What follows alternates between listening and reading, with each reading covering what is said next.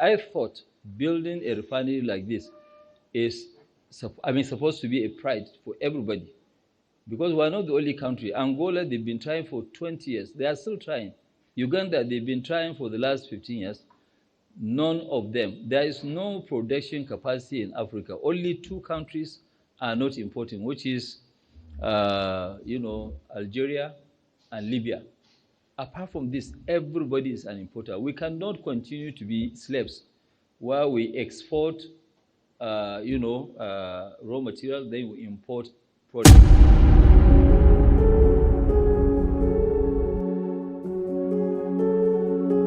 Hello, darkness, my old. A lady, in a system where for 35 years, people are used to counting good money, and all of a sudden they see that the days of counting that money has come to an end.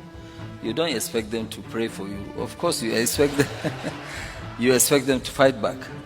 And I think that is the process that we are now really going through. You expect them to fight through non-supply of crude, non-purchase of the product, but I think it's all temporary. We'll get there. Did you price in the fighting back?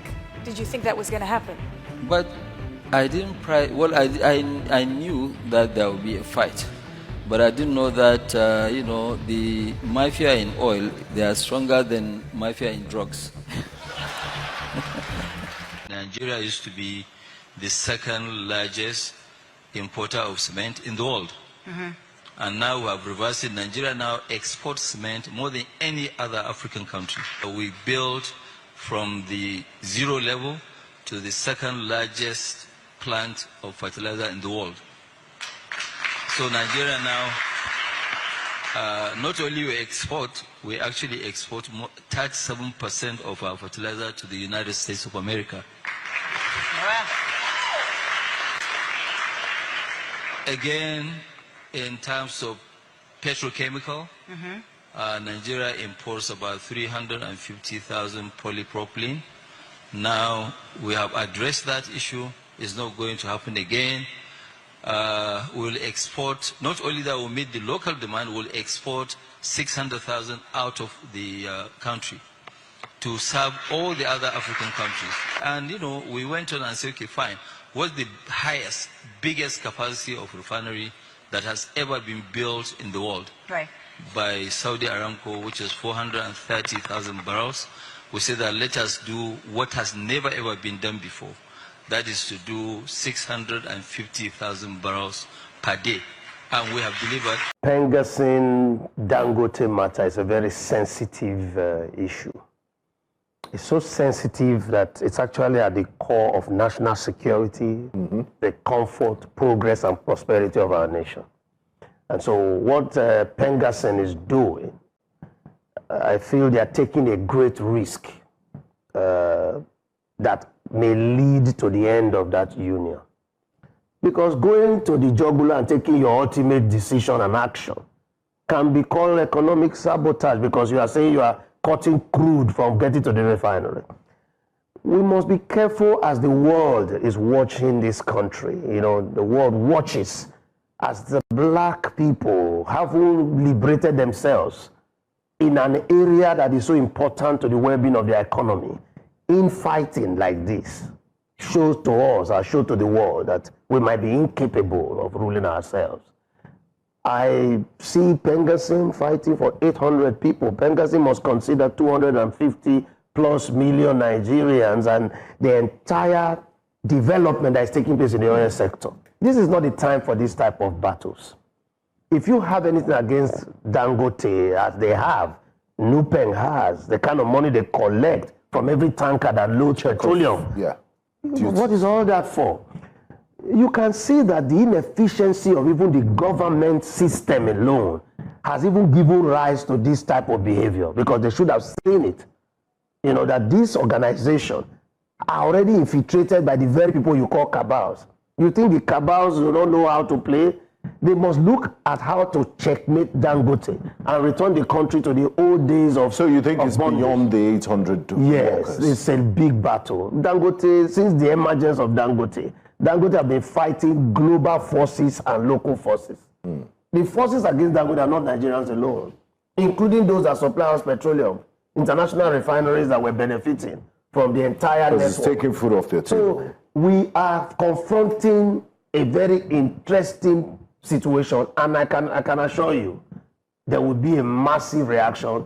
And if PENGASSAN and New Peng do not tread cautiously, this might be the end of these unions, and new ones will emerge.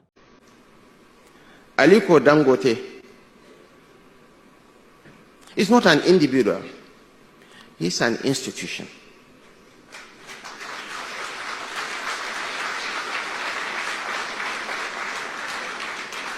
And he's the leading light in Nigeria's economic firmament. And how we treat this gentleman will determine how outsiders will judge us. If he had invested $10 billion in Microsoft, in Amazon, in Google, probably he might be worth $70 to $80 billion by now. But he opted to invest in his country, and we owe it to future generations to jealously protect, promote, preserve, and project the interests of this great Nigeria. I wish to call for caution, retrospection, and a deeper sense of patriotism from both the labor and the organized private sector in defining and improving the relationship between labor and industry in the interest of maintaining our steadily improving economic fortunes. It's not about holding the whole nation to ransom because of a minor labor dispute. Nigeria is greater than PENGASSAN. Nigeria is greater than each and every one of us. I mean, I'm one of a number of Nigerians who just issued a statement on this matter. First of all, let me say that what's happening with Dangote is very sad because it sends the wrong signals to investors, local and international. The Dangote refinery is a strategic national investment. To have a Nigerian invest over $20 billion in this economy, to have any individual invest $20 billion in this economy is, at this time when people have seen Nigeria as bad news, is something that we should all comment and something we should gather around. Secondly, if you look at the problems of the Nigerian economy on the fiscus before the refinery came on stream, the bulk of those problems had to do with the petroleum sector. Our refineries were not working. We're an all-producing country that was importing petroleum products.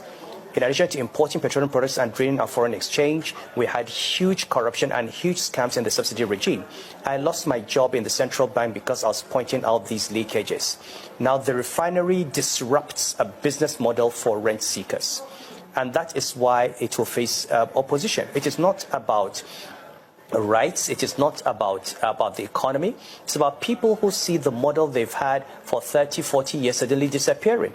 People have made billions of money from this business, claiming they imported petrol that they never imported, claiming money from NNPC as subsidy, and in an opaque manner, in a manner that has not been audited, in a manner where nobody sees. Now that model is disappearing.